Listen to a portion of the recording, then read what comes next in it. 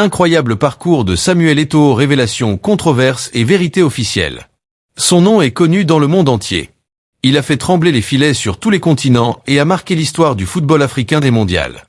Samuel Eto'o, l'attaquant aux 1000 trophées, président de la Fédération camerounaise de football depuis 2021. Mais derrière les projecteurs, une autre histoire circule. Des révélations, des documents, des controverses. Mythe ou vérité? Plongeons dans le récit complet. Tout commence à Nkom, un quartier de Yaoundé. Officiellement, Samuel Eto'o fils voit le jour le 10 mars 1981. Très jeune, il quitte la capitale avec sa famille pour s'installer à Douala, dans le quartier de Newbel. Là, sur des terrains vagues bosselés, il s'entraîne, il rêve. Il veut suivre les pas de son idole, Roger Milla. Issu d'un milieu modeste, Samuel se fait rapidement remarquer. À 13 ans, il joue déjà en 2e division.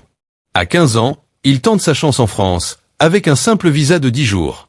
Arrivé à Marseille, puis à Carpentras, il affronte la dure réalité. Sans papier, il ne peut intégrer aucun club. Même le Paris Saint-Germain, sollicité, refuse. Il doit rentrer au Cameroun. Là, il intègre la Kadji Sport Academy. Un tournant. Repéré par un recruteur du Real Madrid, il s'envole pour l'Espagne.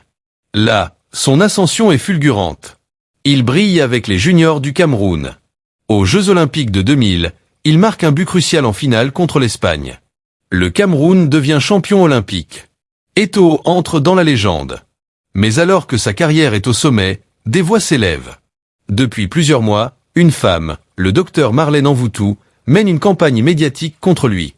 Selon elle, Samuel Eto'o aurait utilisé une fausse identité.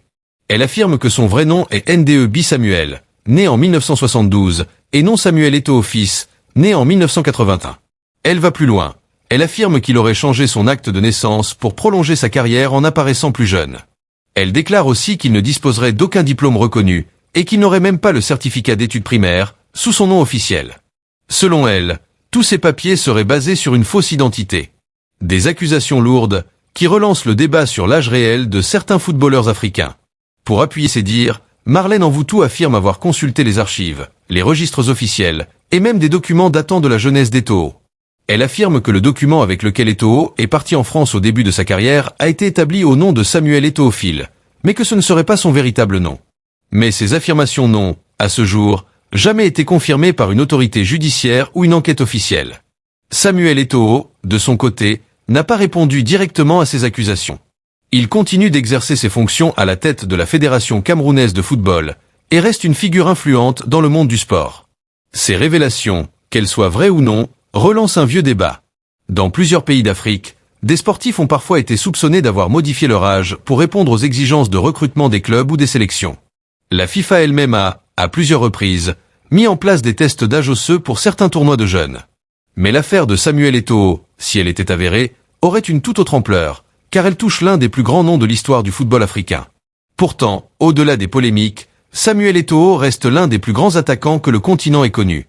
4 fois ballon d'or africain, triple vainqueur de la Ligue des Champions, idole du FC Barcelone, héros de l'Inter Milan. Il a aussi été un ambassadeur de l'UNICEF, et un homme engagé dans de nombreuses œuvres sociales. Son héritage dépasse le terrain. Il a inspiré une génération entière. Des milliers de jeunes voient en lui un modèle, une preuve vivante qu'un rêve d'enfant peut devenir réalité, même en partant de très loin. Que penser alors de cette controverse?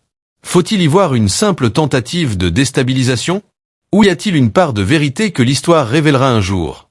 En attendant, une chose est sûre, la légende de Samuel Eto'o continue de fasciner, de diviser, mais surtout de s'imposer dans les mémoires.